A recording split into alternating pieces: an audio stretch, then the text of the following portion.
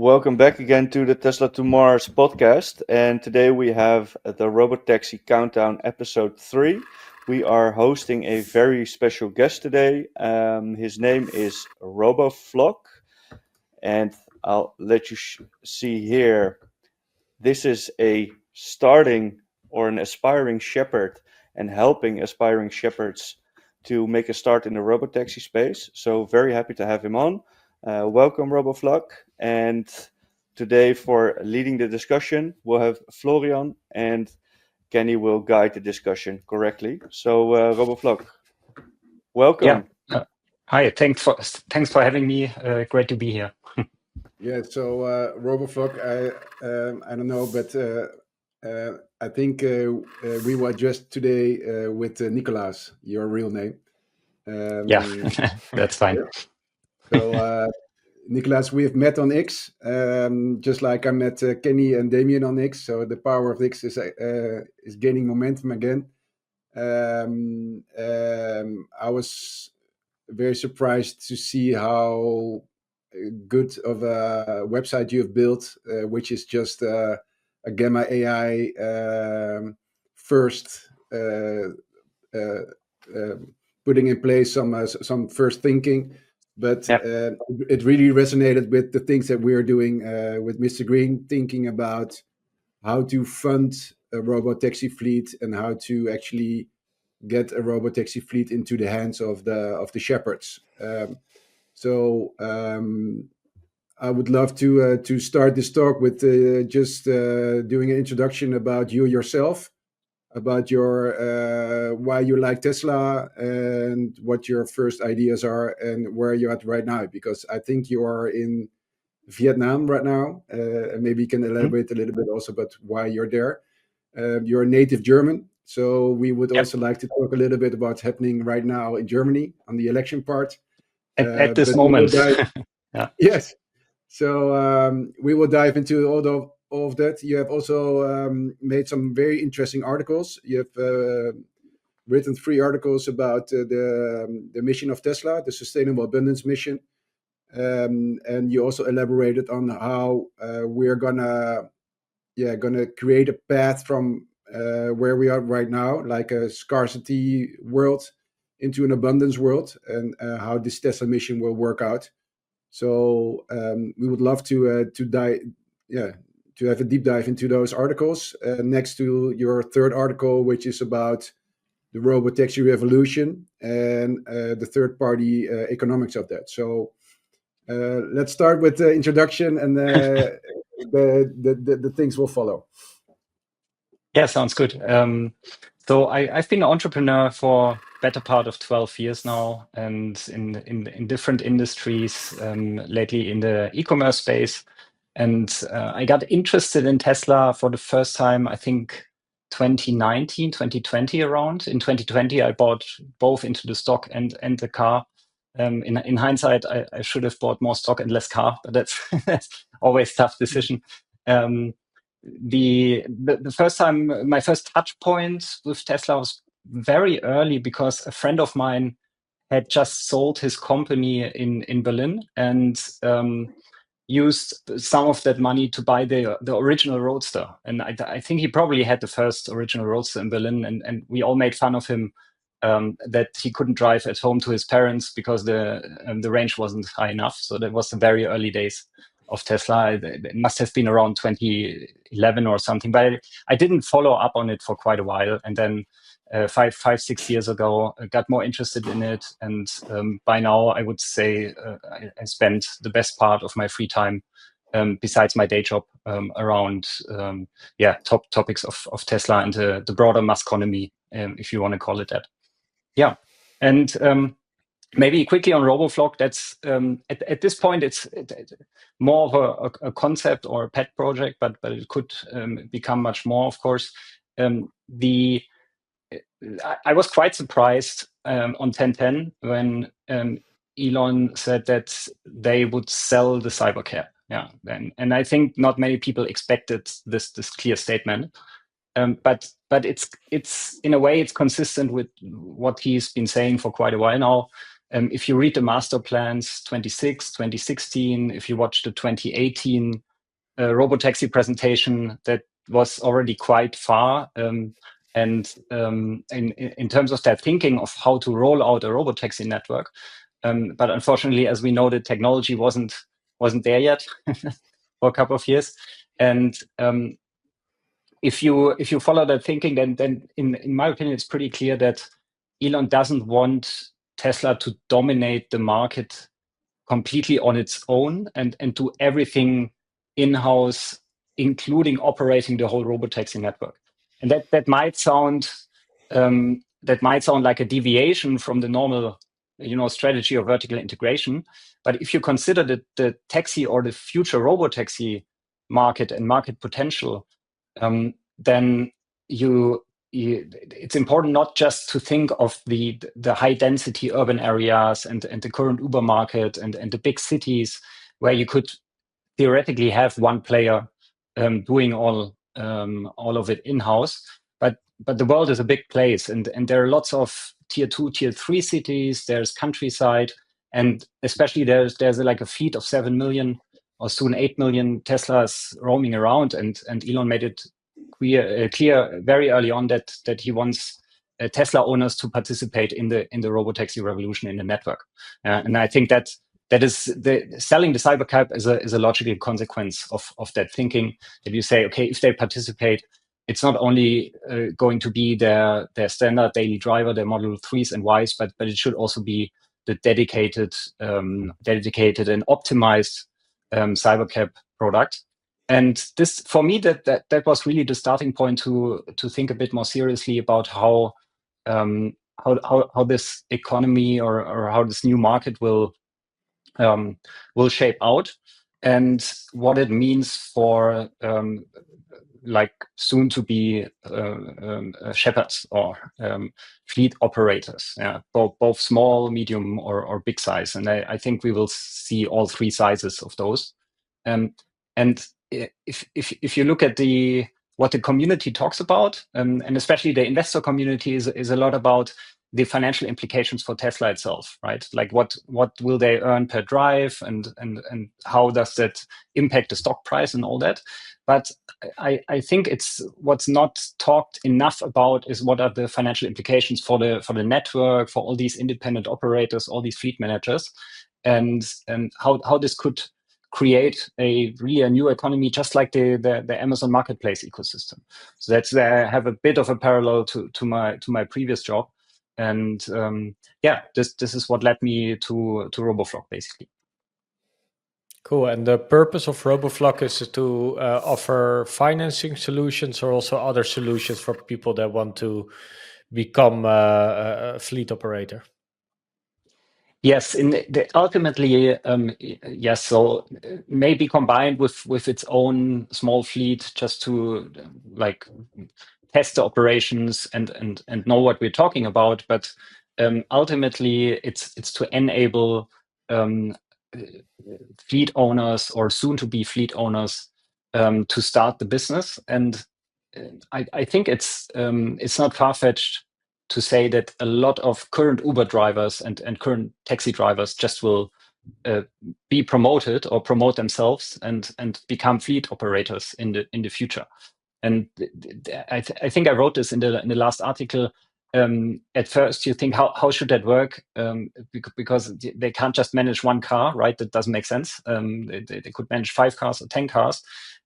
But if you think beyond the current taxi market and think what the market potential will be once the price goes like equivalent to car ownership. So I think it's around 70 cents to $1 per mile what your own car will cost or is costing you currently.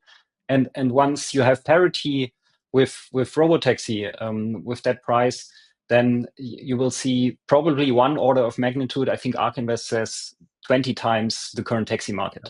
And that in translation means that one taxi driver could theoretically operate 10 or at least 10 RoboTaxis. Yeah. And what do you think the roles and responsibilities will be for a shepherd like that? Let's say, what will be the daily jobs that a shepherd needs to take care of? That's clearly going to be a transition over time. It will be more operational stuff in the beginning and less as Tesla builds out their robotaxi infrastructure. Yeah, so I think in the beginning you will have to handle charging, you will have to handle cleaning, you will probably be able to somehow optimize the locations and employment times of your cars. So what I think about is something like, from the gas stations nowadays, where you have a map and you can check the prices. And I hope the Tesla API, and I know you guys are much more expert on that, will offer something that gives you the possibility to say, okay, we have expected peak times in this location, so I better send my fleet there.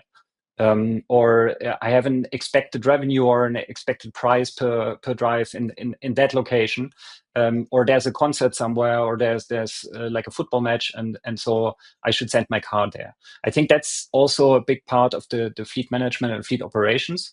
But I think this will be optimized more and more by the Tesla network itself, so that you don't have to care about it, except when it goes for longer distances. I mean, Elon talked about Airbnb for cars or something like that. He compared it to Airbnb, and the major difference to Airbnb is that it's mobile, right? So you're not, if you're starting your fleet in let's say Austin, for because you're living there or whatever, and then you see, the supply is already greater than the demand in Austin, even with the growing market, then I can move my fleet to the Dallas-Fort Worth area, and this is, I think, a big difference, and also a decision, of course, the operators have to make. That's the beginning, yeah, and then over time, Tesla will install more and more cleaning stations. They will install the wireless charging. Maybe you can upgrade your car to wireless charging. I probably don't think so, but if you buy CyberCabs, they are able to wireless charging. So this is one less thing to do for you. And I think you also saw the cleaning robot in operation. It's quite impressive, and it means zero human intervention anymore. So you have, besides maybe finding a parking spot for the very low hours at night or something like that, you probably don't have much to do anymore with the local operations. And then it's more about keeping the cars maintained and the general operation. Yeah. Do you think those cleaning operations will also be used for Model Ys and Model 3? So for let's say the existing fleet that Tesla already has, and what is your vision on Tesla's existing fleet of 8 million cars that they have? How do you think they will fit in the picture? Yeah, for these cleaning robots, I don't think they will work for the current lineup, because they seem optimized for the CyberCab, or the other way around. The CyberCab is optimized for automated cleaning, because you don't have the gear tunnel, you don't have pockets in the doors. The screen is super easy to reach, and things like that. The doors open in a different way. So maybe with Model 3 and Y, the doors are in the way. So I think that's rather unlikely that it will work. But it just means that you have to clean your car yourself, or you have to work with a local service provider for cleaning. So it's not a deal breaker. Yeah, it just slightly increases your cost of operation. I think Elon said in mid next year, or in the course of next year, if everything goes well, and if the rollout goes well, he wants to open the network for third-party owners, and that's, of course, mostly Model Ys and 3s. And I think they will be a substantial part of the network, and in the long term, the most substantial part. And Tesla will, with its own fleet, more look at the high density areas and at peak times and things like that. And I think that's what currently many people misunderstand, or maybe just don't remember the master plan of 2016, where this is clearly stated that Tesla will supplement its own fleet to the whole network. But the biggest part like the groundwork of the network will be done by independent owners. Yeah. Individuals and bigger fleet owners. And interesting point about like the peak demand, because right now, as you might know, like Mr. Green, Florian's company, and I work there as well, we are able to track the locations and all sorts of data based from the fleet API.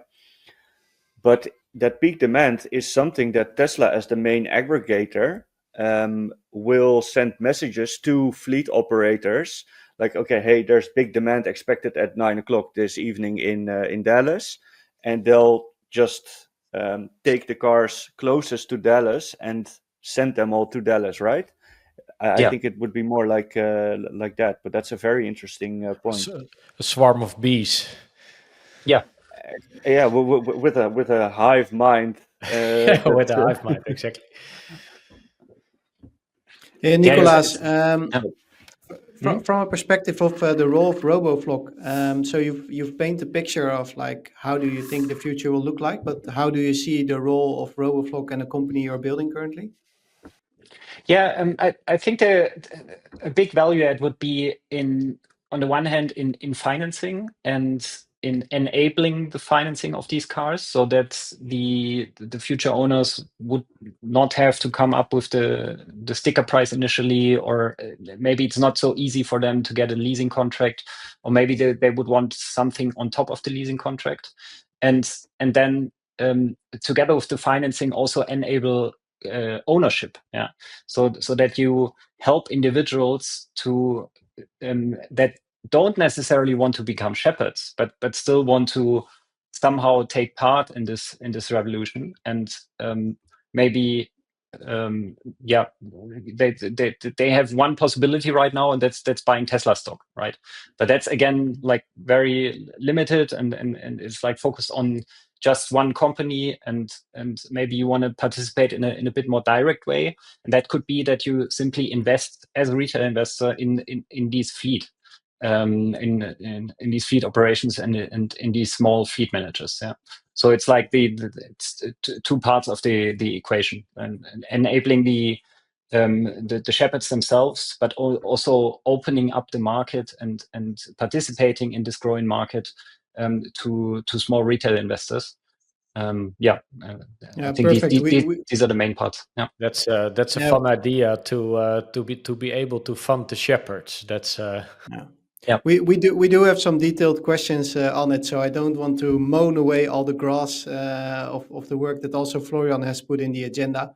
So it might be good to just go to article 1 and start with more of, let's say, a high level picture, and then drill down on the business unit economics also for RoboFlock and also for the RoboTaxi itself. So Florian, maybe you can invite the audience in the articles that we've been reading about RoboFlock and what he shared on X. So I would recommend everyone to go there and check them out. But we will go into a bit more detail here. So maybe Florian, you can take us away here. Yeah, thank you, Kenny, and thank you, Nicolas, for explaining what the role of RoboFlock is going to be in this new ecosystem. From you just talking for 10 minutes, I already have 8 questions as well. So I understand that we deviate from what we are supposed to do.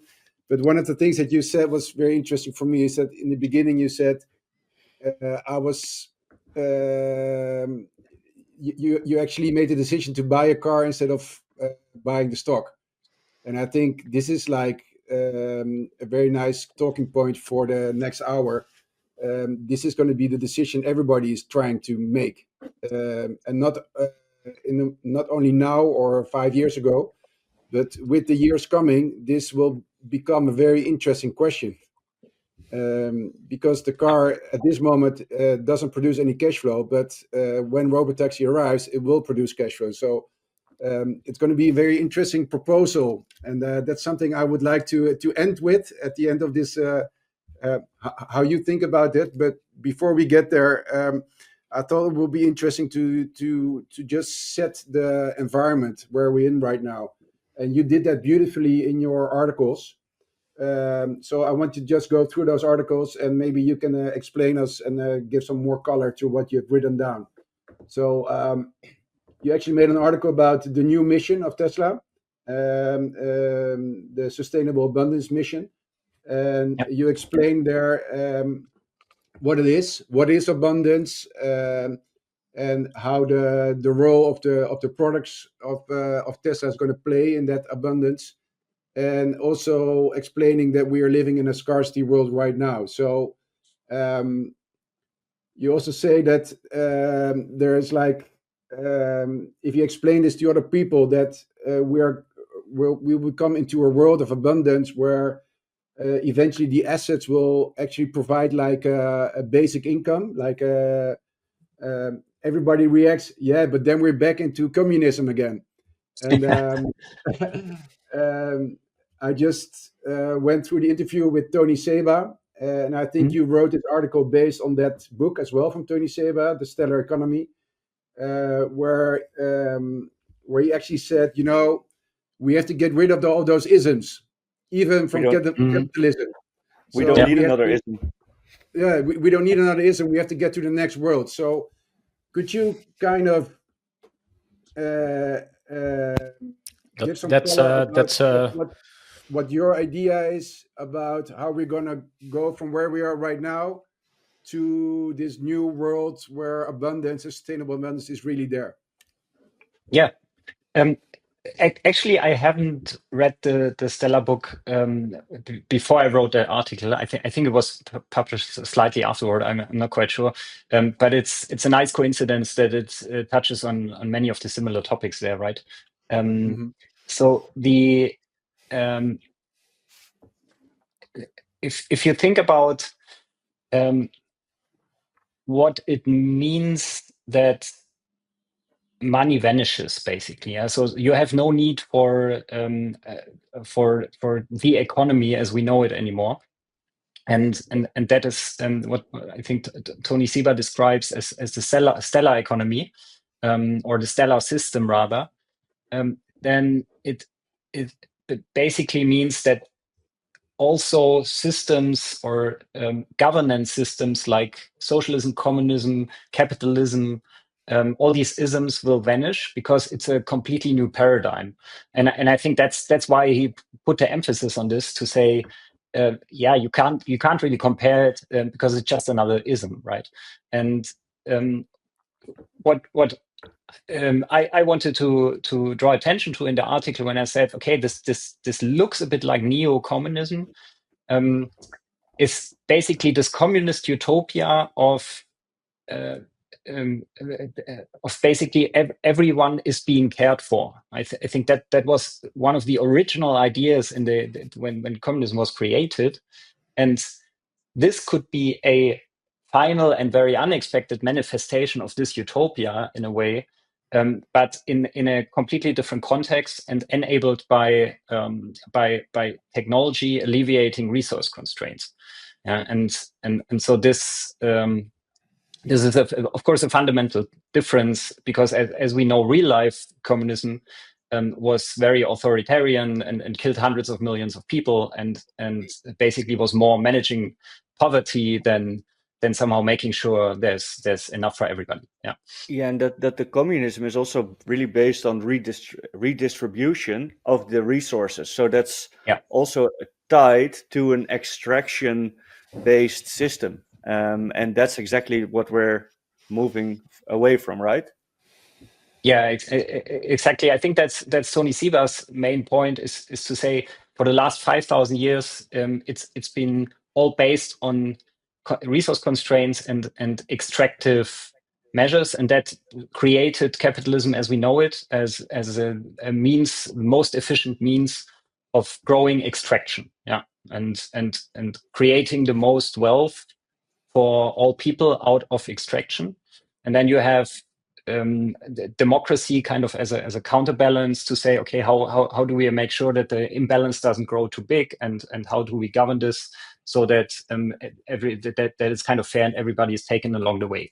And this polarity kind of vanishes when you take out the resource constraints, and when you say, instead of extractive systems, we have these stellar systems that are basically self-sustaining and even self-improving, and as a spillover, kind of have the ability to provide more than they really need to, and be self-growing that way. And that's this prominent example of when you install a solar and battery plant, then you need to plan the capacity so that it's for the darkest day in the winter, and for the rest of the year it creates more energy than it really needs to, and that creates this super abundance in a way, and then drives down the marginal cost, because this energy is basically for free.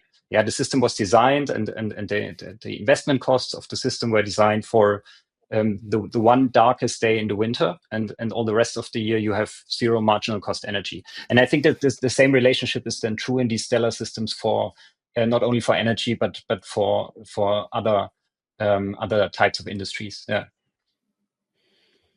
Yeah, so you explained that really well, that in your article as well, that and I think Tony Seba also talks about this, is that currently the internet and water supply are like public goods. But he also says that AI, which is built on all the knowledge that we have gathered from the last few civilizations that we've built up, even civilizations which are already gone, that it's actually a public good.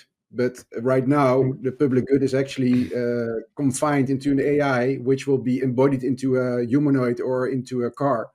Who is going to be the owner of that? And you also mentioned in that article that there is this guy, Iain Banks, which Elon Musk also referred to a few times already, that he got his vision about the future from reading these books.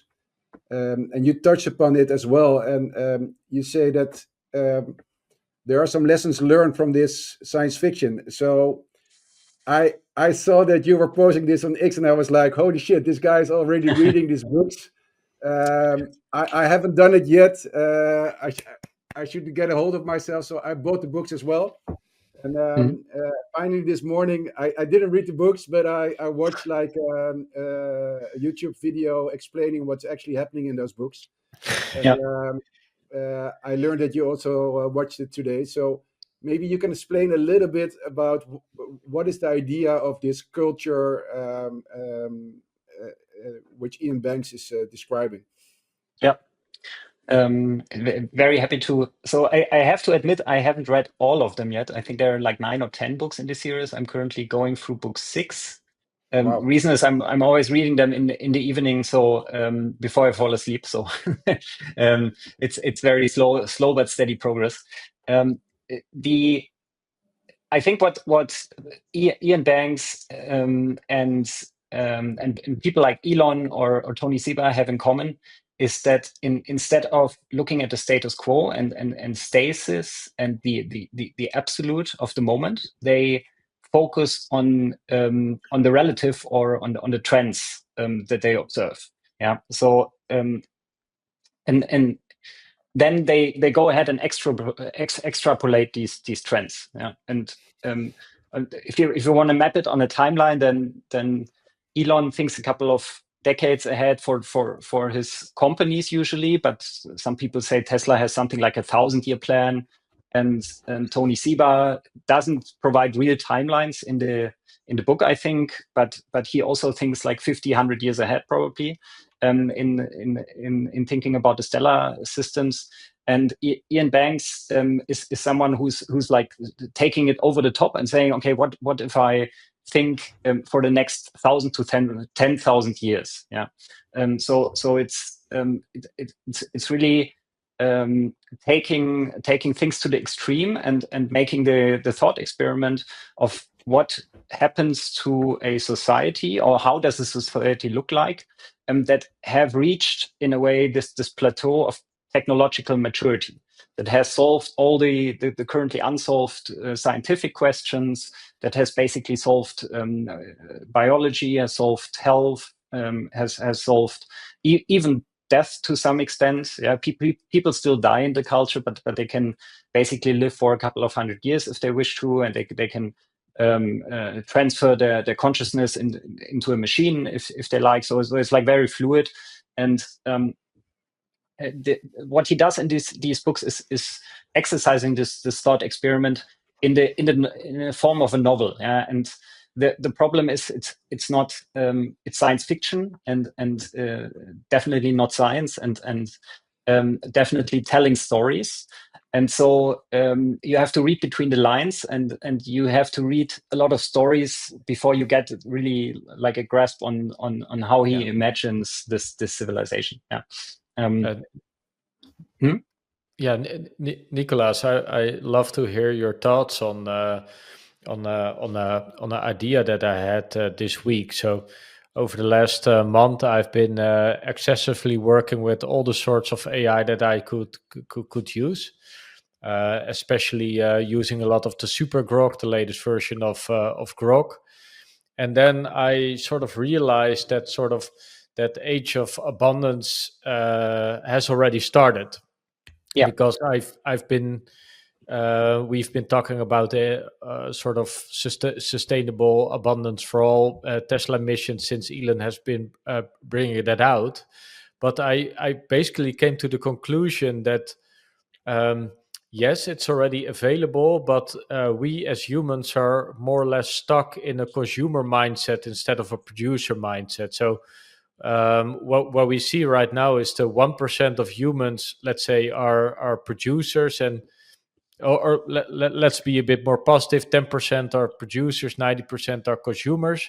And of course, you can make the case if somebody has a job, they are a producer, but they produce in order to consume, right? So the production is not a goal on itself. Like, for example, for a musician or for an artist, the creation is already the goal in itself, and the artist wants to create.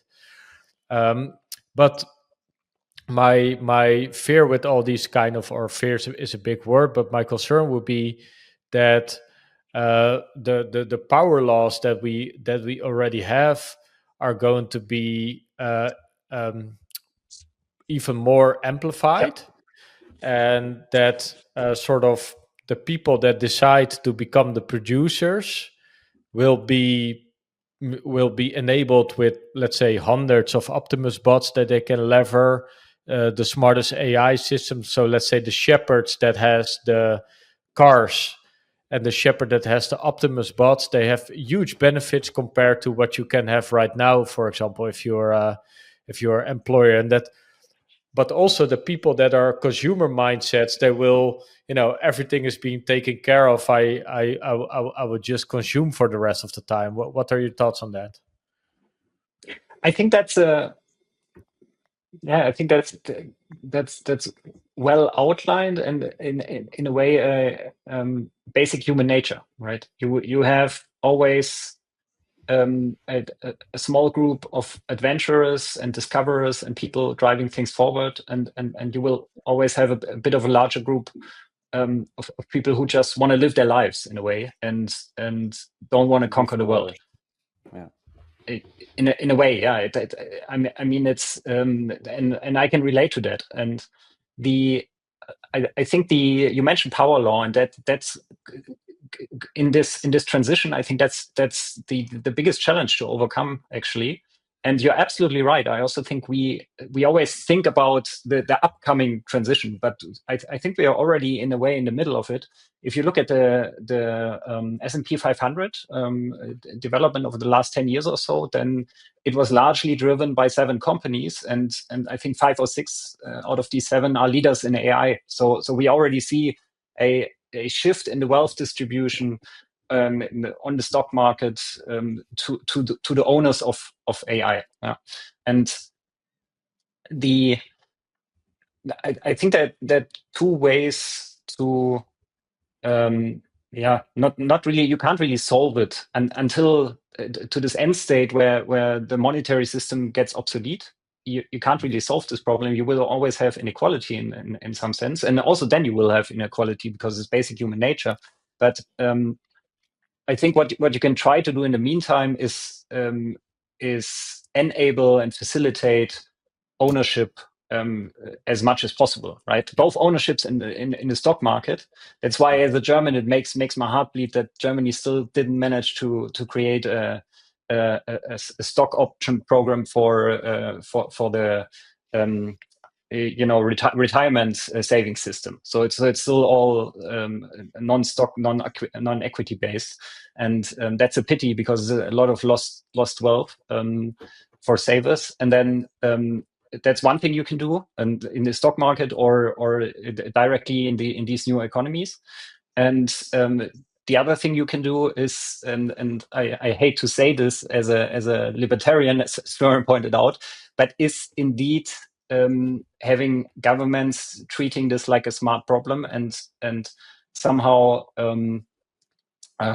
putting levies on the value created by artificial labor and artificial intelligence, and using these taxes to distribute them somehow. Yeah, that's probably going to be an intermediary and an unavoidable measure. I think Søren Becher just also published a video about why he thinks that they will print a lot of money, the governments, to counter the deflationary pressure that comes from these technologies.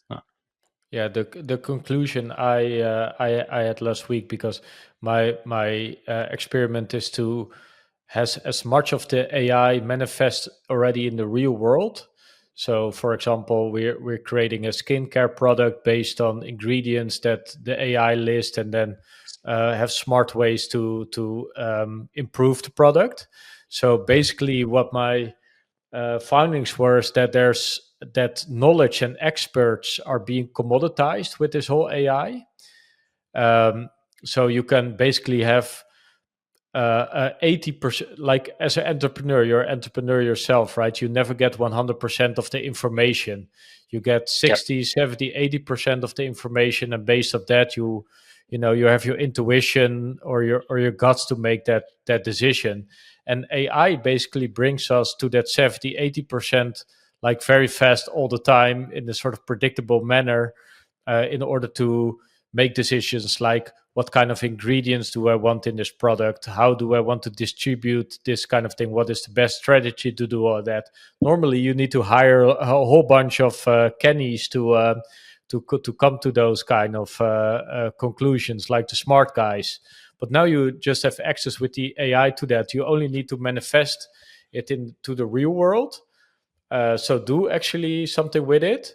So then I realized, like, wow, this AI is sort of the golden age for the doers and the people with just a lot of willpower to get things done, because you have access to all the experts, but you only need to have the skill to keep on making decisions and keep on pushing forward with the vision or will that you have. And then after thinking about that, like, okay, if Optimus and CyberCab will be added to that, those people with that willpower have even more like tools at hand.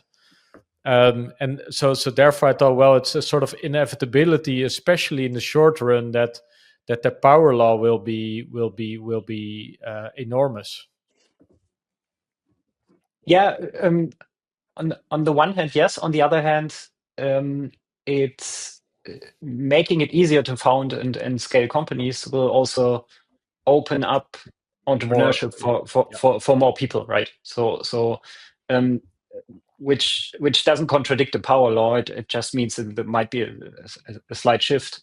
And also, this is, I think, an ongoing trend. I mean, if you think about what it took 10, 20 years ago to found a company from a purely technical sense, and how easy it is right now with all the AI tools and SaaS tools that you have out there. If you just know how to like orchestrate them together, then it's really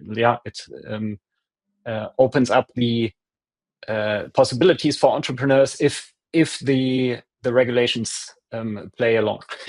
And that's a big if, as we know in Europe. Yeah.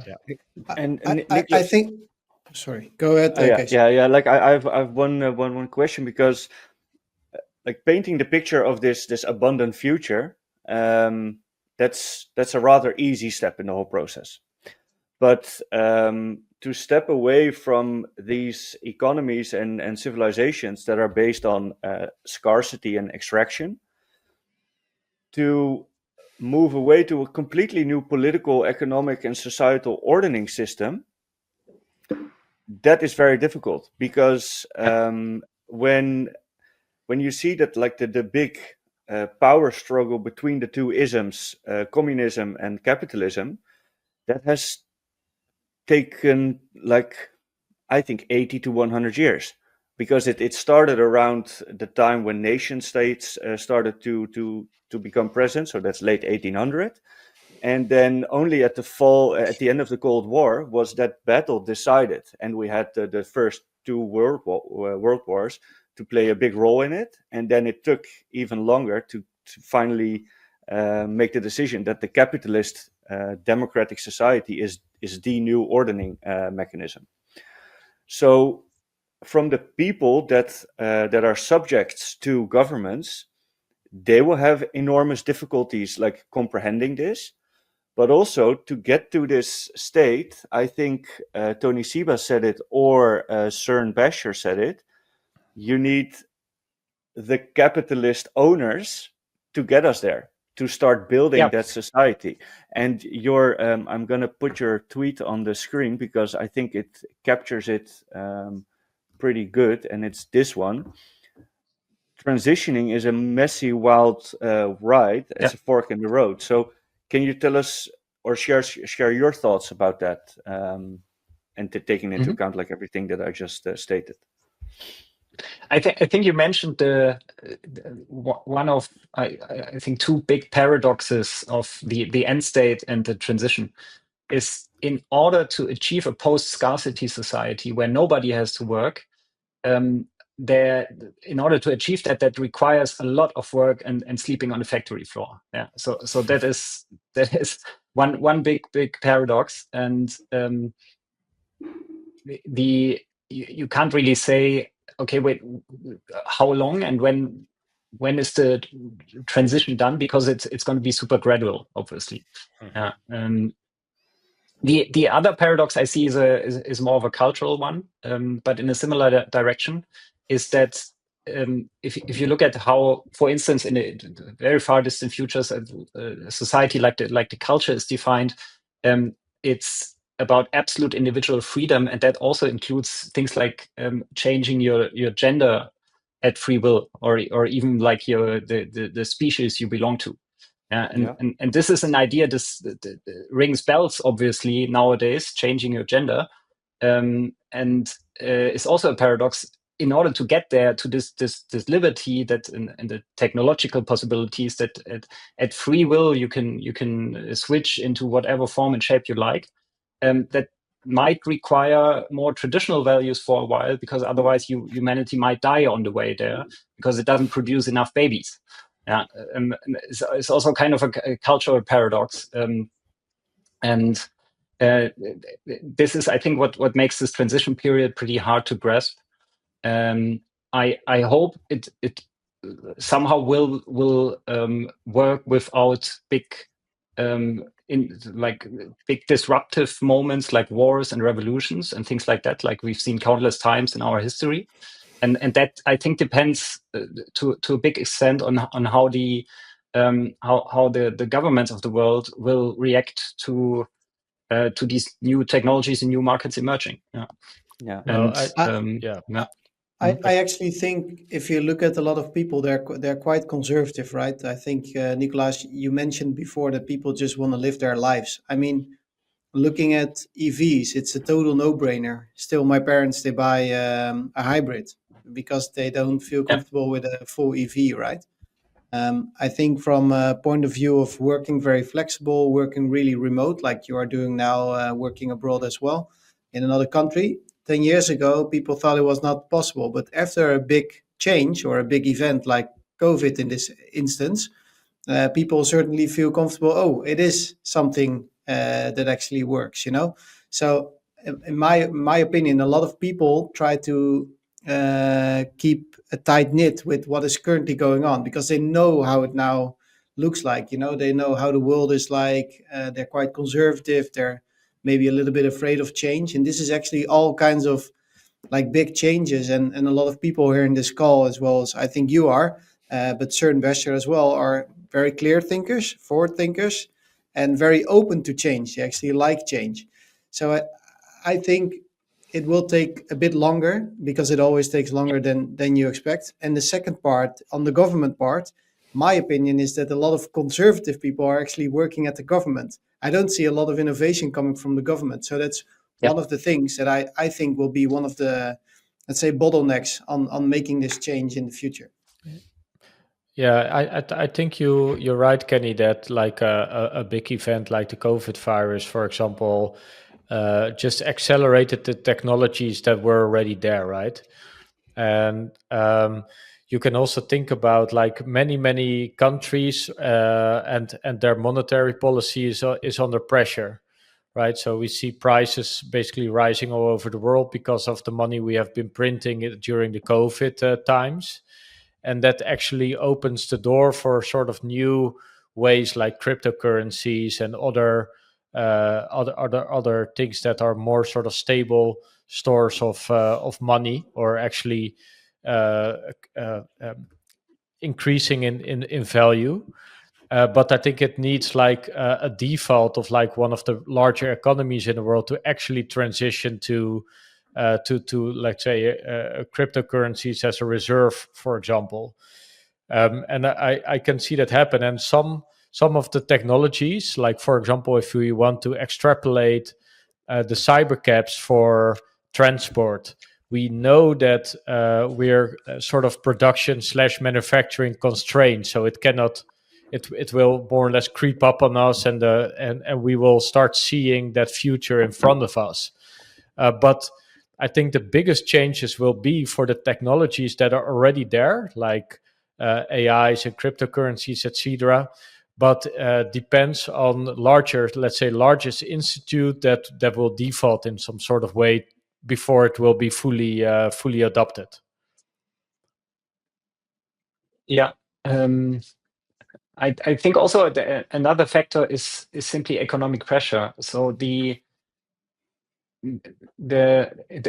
especially in Europe, it often seems differently, but the government doesn't have to play a role in the adoption of these technologies. I think it's more important to see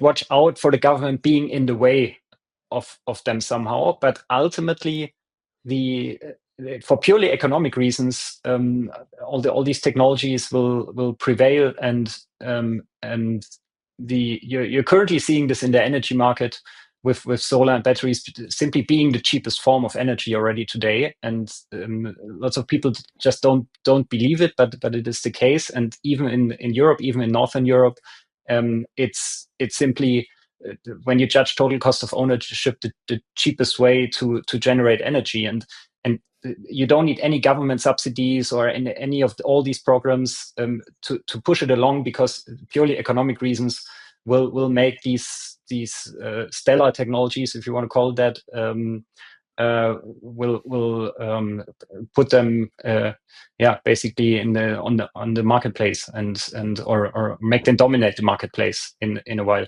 I agree with Kenny that it always takes longer than we think, and there, especially with governments, if you think about how will governance change over time, I think AI will probably play a big role there over time, because it will be recognized that it's more objective, more efficient, more intelligent, basically, than a bunch of people sitting together making the decisions.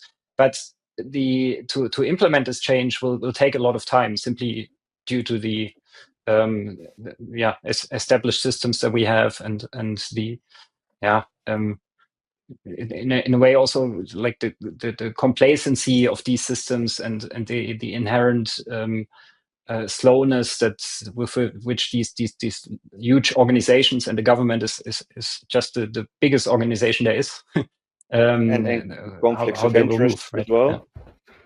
Because of course. when there's people in governments, there's always conflicts of interest. So if you have like a maximum truth-seeking AI, like the mind in the culture series, that governs, and then how I see it is that you still have bright people with people creativity and love and people emotions, that can act like as a people's representation, like a parliament or something, to coexist with that AI mind that will create the first ideas for governing. Yeah, definitely. That's by the way also how it is depicted in the culture. So there's still human representatives in a way, but they have more of a representative function than a truly governing function. But getting All right, there. then I think on the on the sustainable abundance future, we've touched quite a lot. I don't want to take away too much time of some more detailed questions on the future of the RoboTaxi, where we have quite a lot of questions as well, which is your third article that we want to discuss. If I may, I would love to kick off with a high level question, and then I'm sure we'll dive in deeper. But if I would be an investor, and I've let's say $30,000 in this case, why would I buy a CyberCab instead of buying the stock? In your opinion, Nicolas? I think the returns will be greater on buying individual cybercabs because you're more direct in the value creation. Yeah. So it depends on the time frame you're looking at. Yeah? If you say I'm a long-term stock investor, I want to invest for 10 years, and I don't need to access the money in the meantime, and like I want to ride the whole wave, then sure, probably from this point in time on, the stock might be a better investment right now for the long term. But you don't see your money for 10 years. And a more direct ownership of a part or the whole fleet of robotaxis will bring in constant cash flows and more predictable cash flows, less volatility. You don't have the next big crisis where your stock goes down. I mean, I think as a Tesla investor, the most important mantra that you can have is this too shall pass. This is like something that you have to tell yourself very often, because you like a couple of times a year by now you have these moments where the stock tanks like 30 to 50%, and if you don't have the nerves for that, then investing in a robotaxi or in a fleet is a much more stable, peace of mind employment of your money, I would say. It sometimes feels like voluntarily kicking yourself in the nuts a couple of times in a year. So yeah. True. It's actually quite funny because I think in our direct surroundings, a lot of people know we are investors in Tesla. Same counts for my girlfriend at home, and every time Tesla is high, she's like, "Oh, should I buy?" Yeah, it really went well. She has a bit of Tesla as well. And then when it's bad, she's like, "Oh, you lost a lot of money, didn't you, this year?" Like, yeah, nothing happened. Still have the same number of shares. But indeed, exactly. I think it's a perfect answer. I still remember somebody we spoke to who was selling his Amazon business, and I think he used, I don't know, like $100,000 or $150,000 to set up the business. And he was like, I would have been better off just putting it in Amazon back then. But yeah, I needed a salary as well, So I think that's one of the two distinctions there.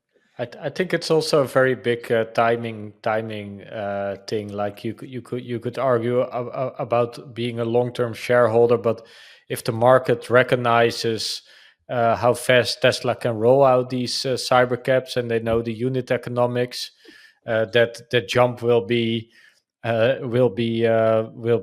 seen, I think, very early.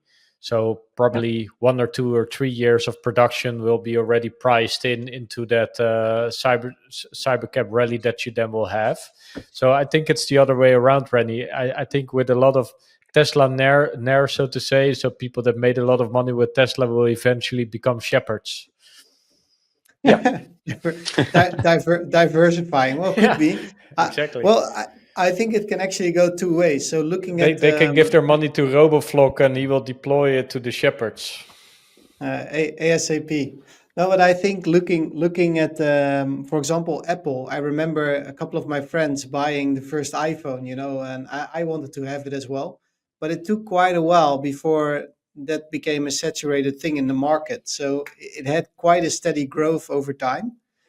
So I think it really depends on how the scaling is going to be. So I think the scaling of the iPhone was very gradual, but if we have a sudden surge in, let's say, FSD or robotaxis in the road, just like Elon mentions every time, and it's just very difficult to grasp it in my mind. It's like, yeah, there's going to be 10,000 cars, or 10 million cars worldwide, which just wake up suddenly.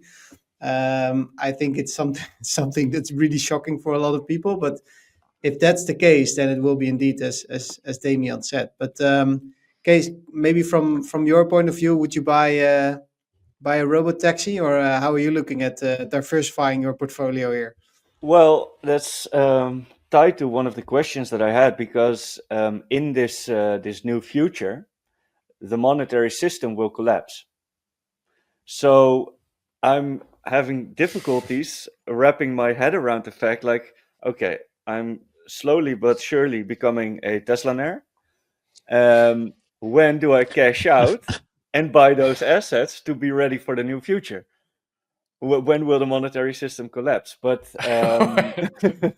please give me a date. You have a bit. You've bought a business case. It's not not a piece of paper. That is actually a scarcity mindset to wait for a collapse, because it's waiting before the abundance will start, right? So I didn't know we invited Robert Kiyosaki, or what's his name, who's shouting for a collapse for 10 years. But to get back to your question, I think there's already like a big market for renting out your vehicle, even before it becomes autonomous.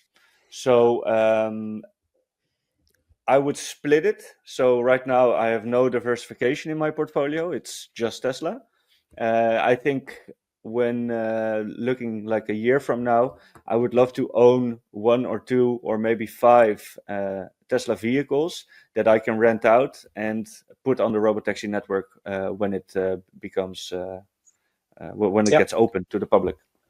Okay, not financial advice, right, Kees? No, just look at me, like no. Look at me. I have the feeling, it's not the first time that I hear this notion. I have the feeling that a lot of Tesla retail investors think like that. That it's okay, it's at some point it makes sense to stick with all in Tesla, but diversify a bit within the different asset classes that might be possible to invest in Tesla. Yeah.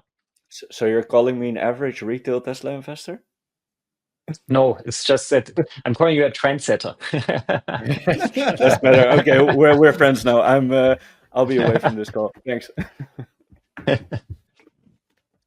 Well, it's actually quite interesting discussion, because I'm completely on the same line as you, Nicolas. That eventually everybody in the test community wants to own a bunch of CyberCabs, or even a bunch, and maybe even a legion of Optimi. But we have spoken together with Kees with a lot of wannabe shepherds, and also even some bigger fleet managers who actually want to actually buy those. But the first problem is you can't buy a CyberCab yet. But the second thing is that they all come with the same question: is how am I going to fund it? So maybe you can explain a little bit about how you think you're going to help these type of persons to actually fund their ambition. Or maybe we can use Kees as an example, as being a shepherd, and Nicolas being the RoboFlock provider. Okay, Shepherd, Kees, ask your question to RoboFlock. I don't have $30,000 freely to spend, but I do want to have like a CyberCab or a RoboTaxi vehicle. How can you help me out, RoboFlock? Well, we have a nice product in place where you actually only have to pay a small amount initially, or maybe at a later point in time, even nothing. And it works in a way that you simply give us a share of the revenues you make with your fleet. and over time this will then make up for the whole vehicle. And this is basically how it could work. Yeah, and we then in the end, how do we refinance that? There's basically two ways for us to refinance that. One is we basically let other, as we discussed, let other retail investors participate in it and pool smaller investments, which has the charm of giving investors also a feeling of ownership, because you can tell them, okay, your car is currently driving there, and you can monitor the earnings of the car and gimmicks like that. And the other option is always institutional money, and there will always be institutional money looking for new opportunities to invest, and there are also specialized players looking to invest in these kinds of asset-based, that's what it's called in the end, is asset-based lending, right? And that is a second avenue to refinance it. And when it comes to like if you're applying for a loan, you need to be vetted, and there's a KYC procedure, and you do like a credit check.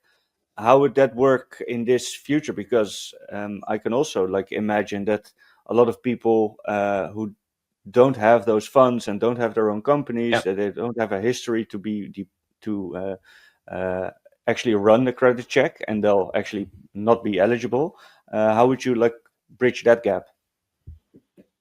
Yeah, I think it's a very good question, because that's actually one of our main functions as an intermediary in this game that we also provide, is that you don't need to bring the creditworthiness for personally with your own credit history, or if you're a company with your company's credit history. You can think of it a bit like when you want to buy a real estate, an apartment or a house, then typically the bank focuses a bit more on the value of the house and what it basically is worth on the market, and how is this neighborhood developing, and all these factors, and a little bit less on your personal credit history.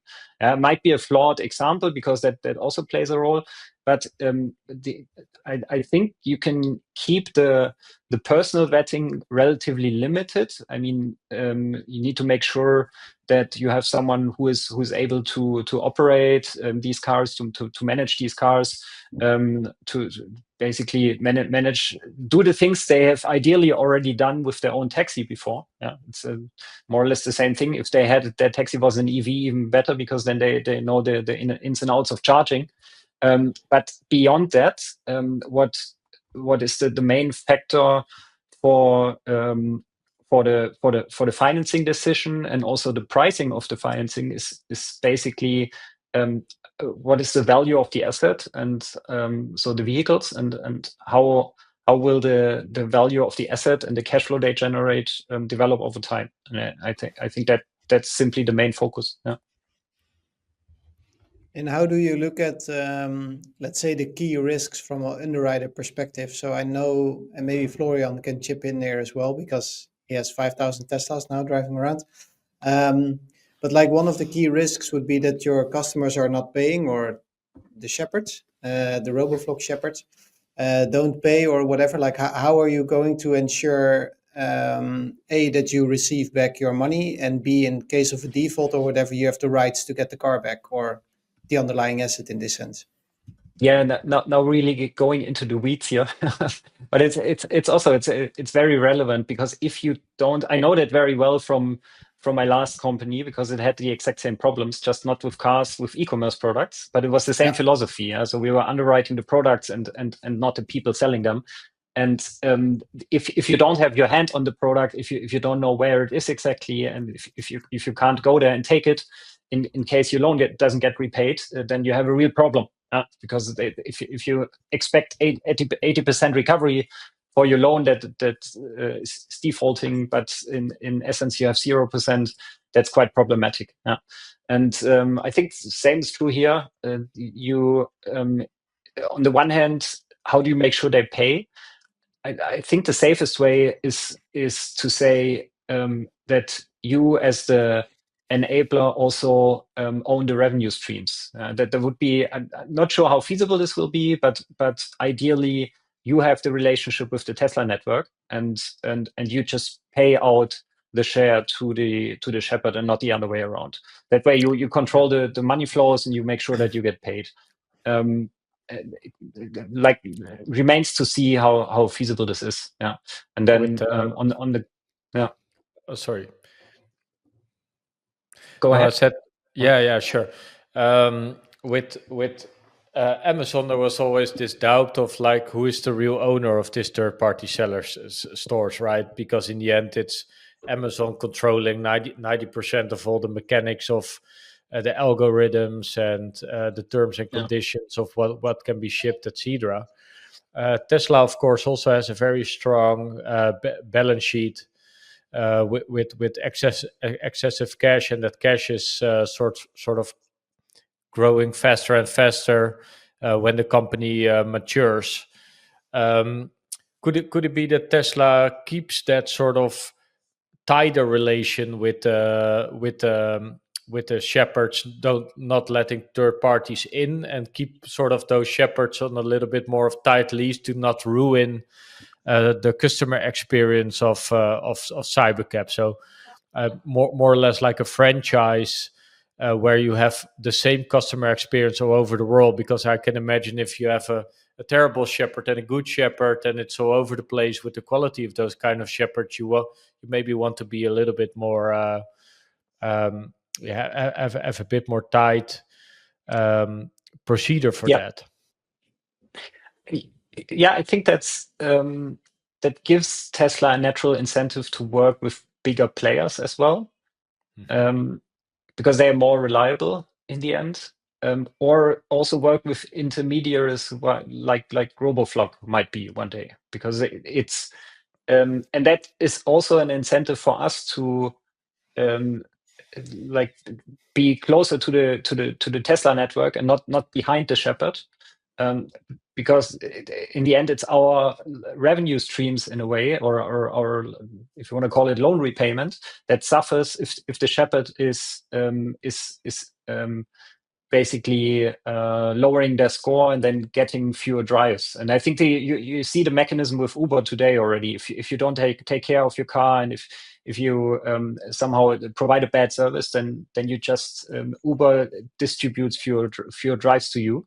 And this will have an impact on your cash flows, right? And so it's and it would give us an incentive to say, okay, let's try to manage that relationship as best as possible. Yeah, we also had that discussion with Phil where we said like the accessibility of your car in the fleet is also representing a certain value, because then Tesla can manage like peak times. Of course, Tesla want to have their experience of that CyberCab and that whole network to be as accessible as possible all the time, right? And probably they will first be accessible in certain areas, but so it will be very interesting to see where sort of Tesla can step in, take control of some sort of destiny, or are we still talking about like the ownership, the CyberCab owner is responsible for capitalizing on that asset. Yeah, it's maybe also interesting, Nicolas, that you talked about that with people actually being able to buy a CyberCab is actually deviating from their vertical integration strategy. So if you look at the economics, if Tesla puts in their own CyberCab, they can earn a lot of more money than selling the car and then eventually getting some chip of the shared revenue. But you also see this in other parts of the Tesla ecosystem, is that they actually do this. So they just started with white labeling their supercharger network. So you can buy your own supercharger right now. So I think you're completely right that they are building like an ecosystem where entrepreneurs are, just like in the Amazon ecosystem, are being able to actually build upon the network they're building. And also to keep in mind what Iain Banks is actually thinking about, Tony Seba is thinking about, is that the issue with Tesla, and I talked with this with CERN as well, is if their strategy is actually playing out and they are reaping all the benefits of this new abundant world where Optimi and robotaxis are flooding the cities, Tesla will be so rich and Elon will be the biggest trillionaire in the world that it will create other problems as well. So Yeah. I've been talking with you about that as well, that maybe for us intermediaries like Mr. Green or RoboFlock, that in the beginning, of course, we can offer them like an asset-based kind of funding structure. But maybe in the future we can, and I'm very interesting to learn how you think Elon thinks about this, because he has his history in PayPal as well. How we're actually going to implement like a tokenized coin into the system. So is Tesla going to come up with their own coin, or are we going to build this ourselves, or how is this going to work? And I stumbled upon this amazing company. It's called Ex Machina. I talked with you about it as well, and maybe you can bring it up, Case. That's a company who's building their business on the new humanoid robotics and physical AI, which is actually developing right now. And they actually say we want everybody to co-own and co-govern this new machine economy, and they're going to offer this coin, and everybody can actually build and govern upon their platform. So, what are your ideas about this and this company in particular? And even more interesting, how do you think Tesla is actually thinking about this? I have to admit I'm not really an expert in crypto, but from my limited understanding, it might be in this case, in this ex machina case, or more broadly, the tokenization of real world assets. Might indeed be a way to or an alternative way to secure co-ownership that is not purely depending on traditional finance mechanisms, right? So if you wanted in the fiat world, so to speak, if you wanted to secure co-ownership, you would have to come up with probably quite complex legal structures to make sure that the people that you want to benefit from the robotaxi or the humanoid operating are really benefiting from it, and it gets pretty messy and pretty legalistic quickly, because the paperwork is just too much to make sure this works for all parties involved. And this is where a blockchain technology could step in and say, we can tokenize this, so we can split the value created by the assets, by the robots and the cars into individual tokens, and then we can define rules and basically automizable rules how these tokens are distributed, right? And that might be a smart way to bring as many people along on the journey as possible, which I think is also Tesla and Elon's goal. As you rightly mentioned, this Tesla doing everything themselves and then reaping all the benefits would create quite a bit of friction in society and make it even more of a target than it already is. Yeah, but I'm not sure they are already thinking about blockchain mechanisms for co-ownership of the fleet. Yeah, that might be, maybe they're thinking about it, but I haven't seen any indication, maybe beyond X going into the payment sphere, that they're somehow thinking in this direction currently. But yeah, of course, I mean, Elon has been open to crypto, has been a huge fan of Doge, obviously. Tesla still has some Bitcoin holdings, so you never know. I mean, it wouldn't be the first time they surprise us with something. It's also sorry. Hmm? It's also interesting to. Go ahead. Go ahead. Yeah, that's the Vietnam time lag. The challenge I see with implementing a system like this is still the bridge from fiat to crypto, which kind of like leading to the fact that just many people are not participating in it because they don't understand or don't somehow don't trust a mechanism that is based on blockchain for probably not quite rational reasons sometimes, but this, like, a friend of mine is a founder in the crypto or in the blockchain space, and he tells me his biggest challenge is still to overcome this adoption from people to or hesitation of people to invest in something that is not fiat. Yeah. And this I see as a challenge to that. Yeah, so it's going to be interesting discussions within Tesla for the first, let's say, 100,000 Optimus humanoids, because I can imagine that there's plenty of work for them to do already within the whole Tesla ecosphere, right? But also on expanding the company. You could even argue that already the Tesla Semi has that same type of role in their international distribution network, because they can lower the price of the sales of the cars by a lot by just having lower cost with transport of everything.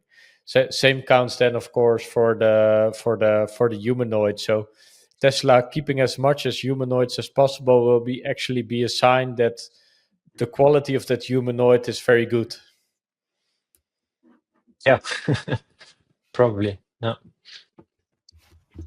Yeah, I think you're right, Nicolas, that Tesla hasn't been showing any sign that they're venturing into this kind of opportunities. The only sign that I can think of is Cacius Maximus, which is hanging above the his head on the Doge office, and I think that what we're seeing with Doge is actually the first steps into this AI government. So maybe we will see it from that side, and we don't know what David Sachs is doing with his crypto strategies there. So maybe we have to wait from that side. But you're right. Yeah. Yeah. yeah. And I think there were, I read something about Doge bringing forward proposals to implement ChatGPT or generally LLMs in government. So that might indeed be one of the first steps in that direction. Tech support. Yeah, I mean, with everything, while reading the culture series or watching the YouTube summary, I was like, holy shit, this is what Elon was been talking about. And also, this is also what's happening in the government already with Doge. So what Damien was saying, that it's already happening with ChatGPT or with DeepSeek, etc. It's also already happening in other places. So, and within a month, we will see RoboTaxi actually launch. What is your thing that you're looking at for the next 30 days, or what are you hoping to see in the 30 days? And I think but at this point we know pretty well what we're going to see in 30 days, right? So it's going to be unless Elon was severely sandbagging in the call, we will see 10 to 20 Model Ys roaming around on day one at least, and covering some certain geofence defined area of Austin. I mean, you can't cover that much with 20 vehicles, because otherwise nobody will get a ride. They will always wait for an hour. But my hope is, when we extend the time frame a bit to let's say 60 days or something like that, my hope is that we will see a surprise of some sort, or let's say 60 to 90 days. You see a lot of indications that the CyberCab pilot production is moving along. You might have seen these photos of the gigacasts, I'll put them on. the CyberCab gigacasts outside. Yeah. So this is a good indication, but it's still only pilot production, of course. And I could imagine that Tesla has a plan in the draw to scale aggressively if everything works out fine. Yeah. And of course, there are some unknowns. I mean, you don't know what how well it actually works unsupervised, we haven't seen that yet. You don't know if people in the current sentiment will try to stop the cars or damage the car somehow. So you have all these factors that are probably in the long run they won't play a role. There were, if you remember the electric scooters, there were similar concerns that everybody will damage the scooters and throw them in rivers and all that. And yes, that happened, but it was negligible in the long run. Outliers. Yeah. And so outliers. Yeah, exactly. I think, And so yeah. Tesla is in a sort of weird position right now because on the one hand, it's struggling to get to full production capacity of their current factories. And if you're a little bit familiar with manufacturing, every factory wants to get to at least close to maximum capacity because many of the economics then just starting to work better. And that's also what Tesla stated in their earnings calls, that they want to reach, let's say, that run rate of 3 million production where they add. And then there are sort of two levers to get to that. Is one is cheaper models, and that's something that everybody's waiting for, of course. And the second one is that FSD or the CyberCabs are becoming so attractive. So it becomes so attractive to have to buy a Model Y that there's a run to be held on these cars. So for me, the reason why where I'm looking at in the next 30 days is to see if a sort of that value proposition of that Tesla, that it's becoming obviously clear for sort of the broader market that the cars of Tesla make a leap in value that they represent. Yeah. That's a good point. As like at least a perspective leap in value, if you can somehow think ahead to your own geography, right? So yeah. I think I think that unsupervised FSD for private use will go hand in hand with the cities they operate the network in. So yeah, that would be my expectation. So if you're lucky and live in one of these areas, then certainly you will see probably an uptick in sales, a pretty significant one, because who doesn't want to buy a car that can drive itself? Like this is like an unbeatable value proposition for the lowest cost of ownership as Tesla wrote today, yeah, and the cheapest price and all that, and the safest car ever tested and all that. Yeah. So I think it depends on the geo rollout. Sorry, and that it depends on how fast or where we are at the end of the year and how many cities they will be able to exactly open. this. Yeah, I saw somebody making the calculation online, like the leap between Tesla supervised and unsupervised is like a 20-fold in attractiveness for customers, right? Because then it's finally the first car that doesn't need to be supervised. So the value proposition is like totally different. So that's the sort of twilight zone where Tesla is in.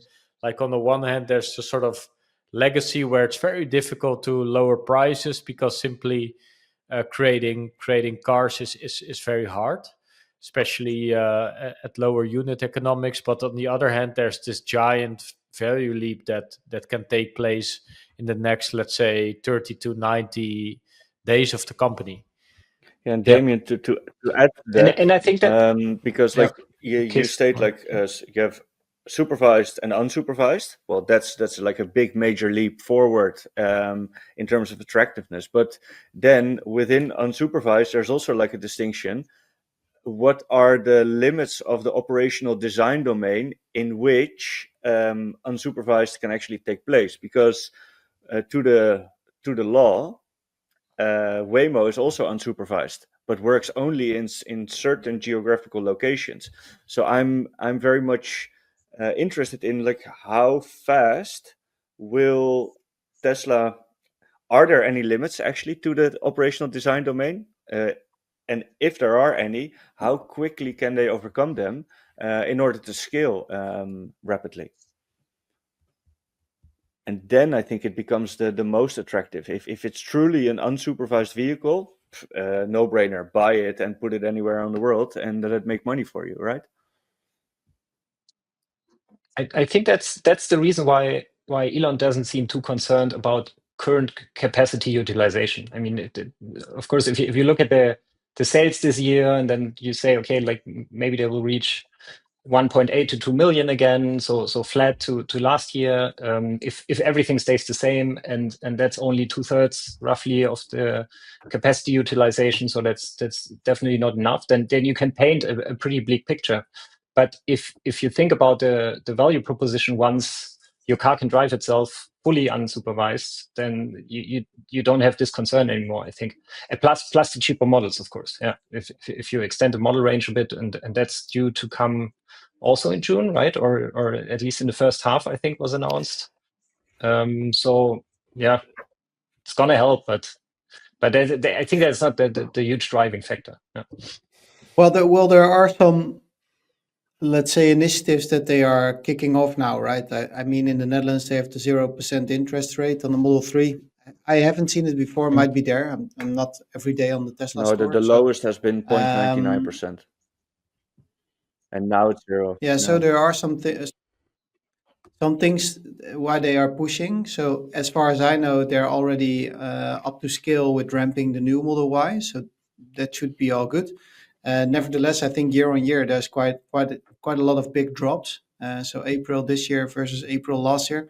I've seen Florian also tag me in one of the posts from Allojoy, where he said it's too early to call something. Yeah. So it might be bad sales in Europe, because I believe that Elon could get some backlash here in Europe through the mainstream media.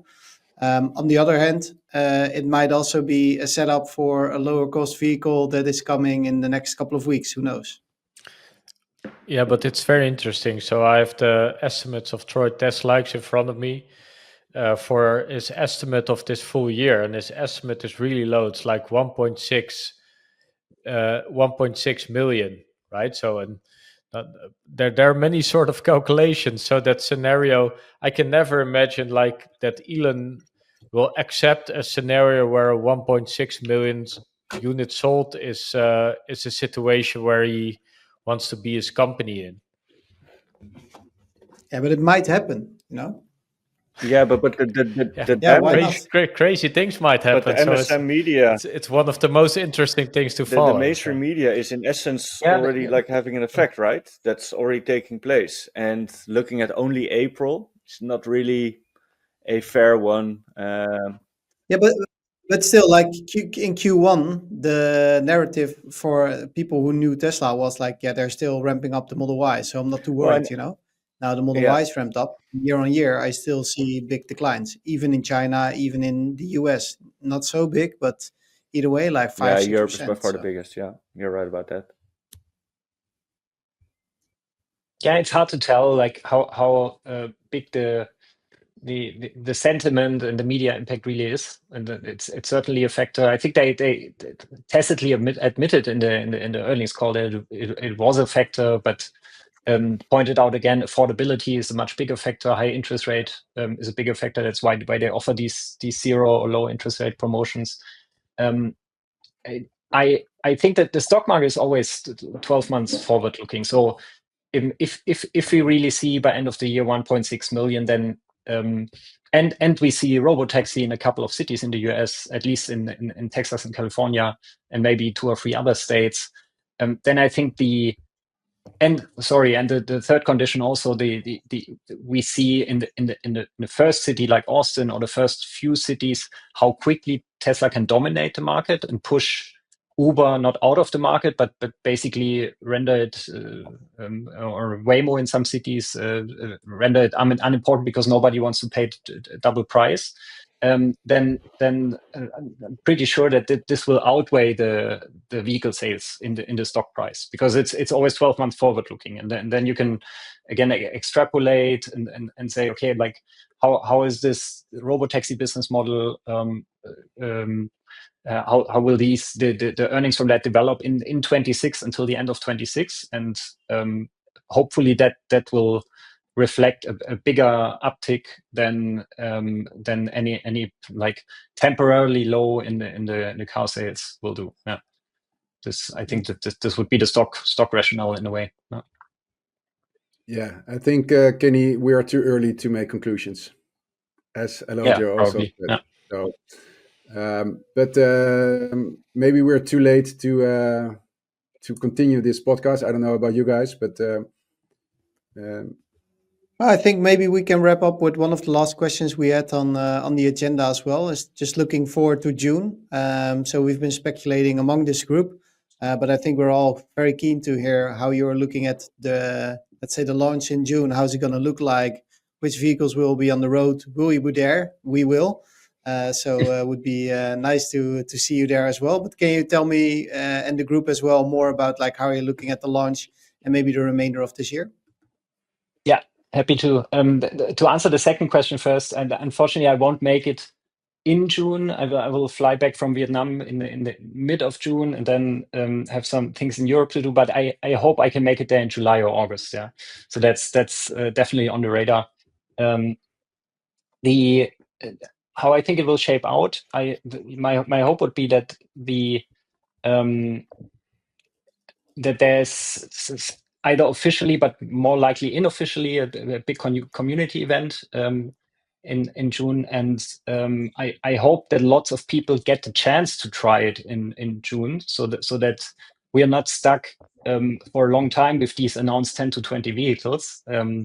And Tesla sees after a week or so everything goes well, then scales it up to maybe 100 to 300. I mean, we currently have 300 test operators. It's a bit unclear if these are people or cars driving around, but Tesla is already in the what they call Project Rodeo in the pilot stage. They're already operating 300 cars in Austin.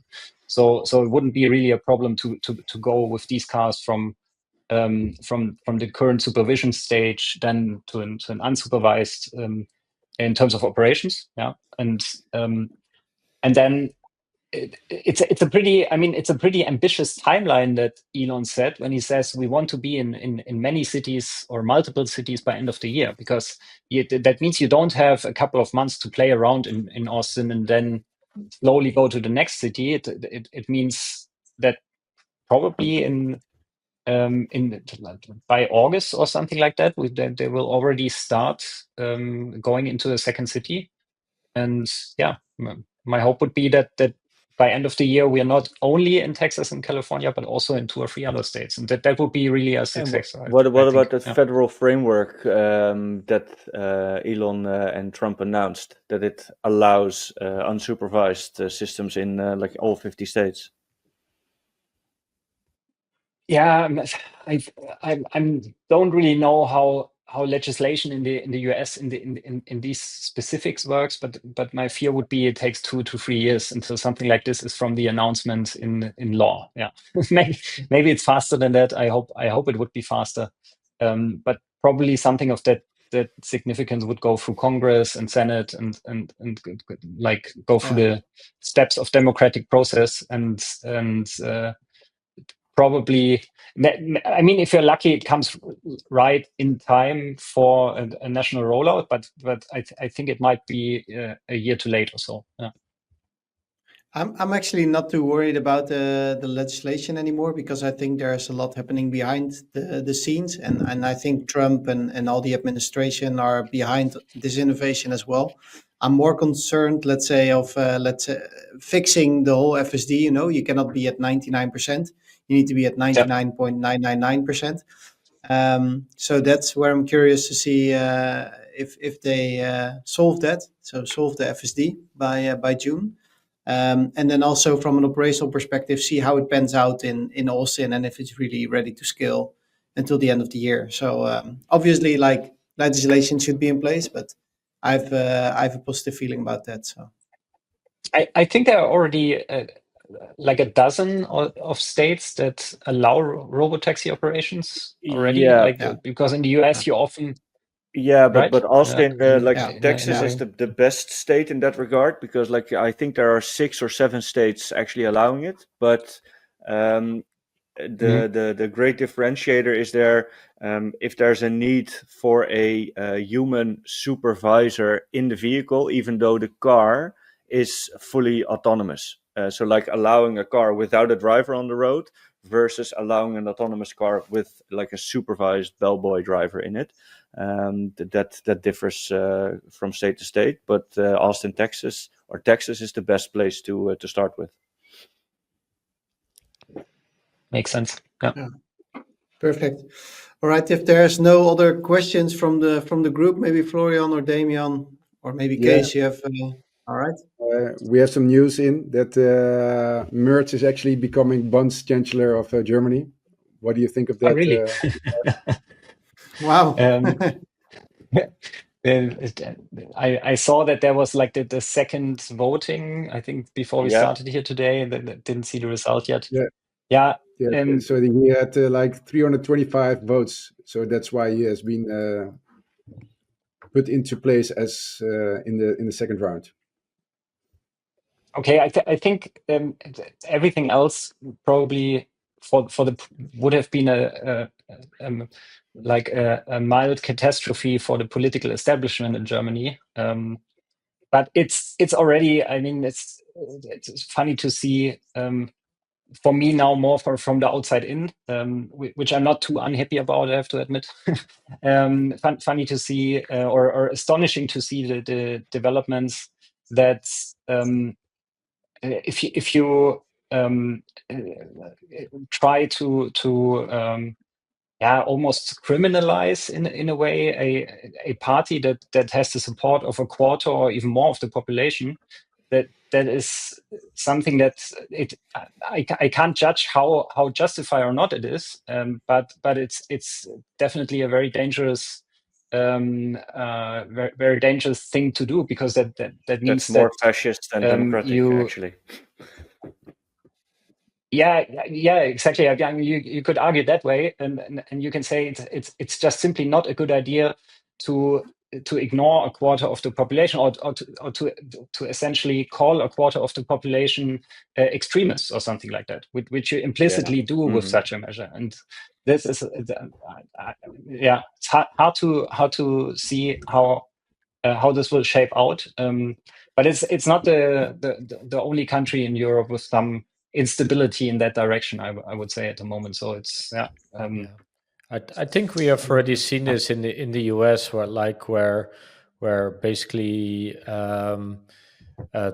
the Trump voice was being suppressed, and that only makes it louder for the people that are supporting that thing, right? So it's always like, okay, how do we get rid of this problem? Let's block it. Oh, okay, but the quarter of people that still voted on that are still there, of course, and they would just double down on their case. That's in order to save democracy, we first have to destroy democracy, otherwise it doesn't work.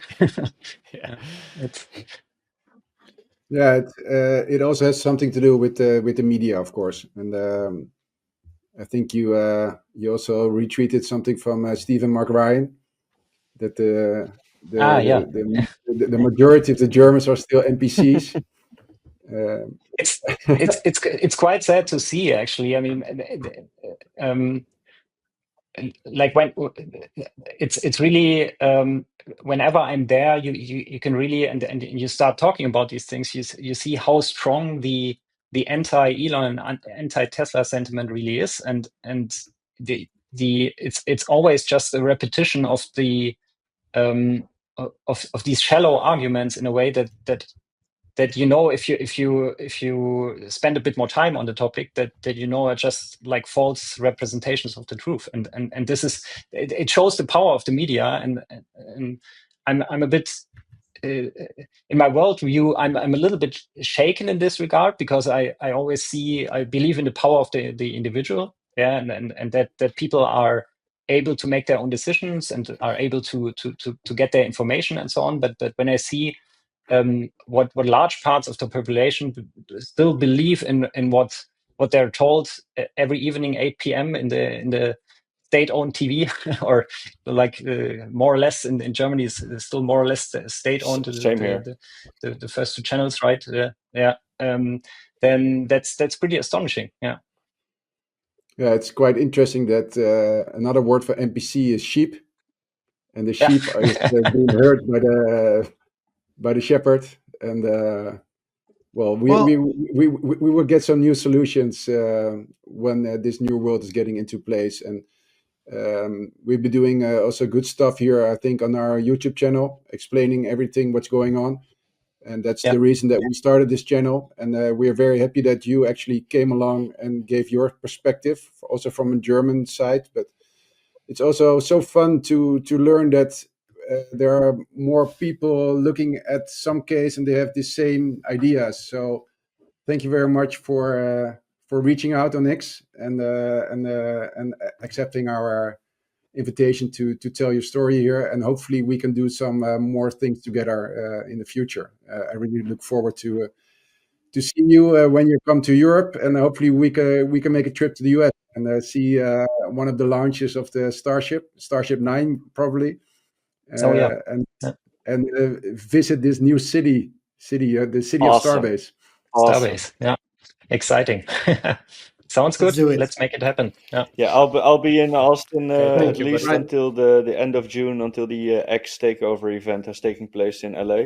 So if you're still in the vicinity, let's meet up there. Yeah, the X takeover is in July, it's I the believe, right? last weekend Or of July. Yeah, so early- I'll be staying for like 5 or 6 weeks in the US. Cool. Okay. Yeah. Let's do that. Nice. All right. Well, thanks, and see the other guys again next week, I guess. Hope not. Thanks, gents. Thanks a lot, Cheers. guys. Nicolas.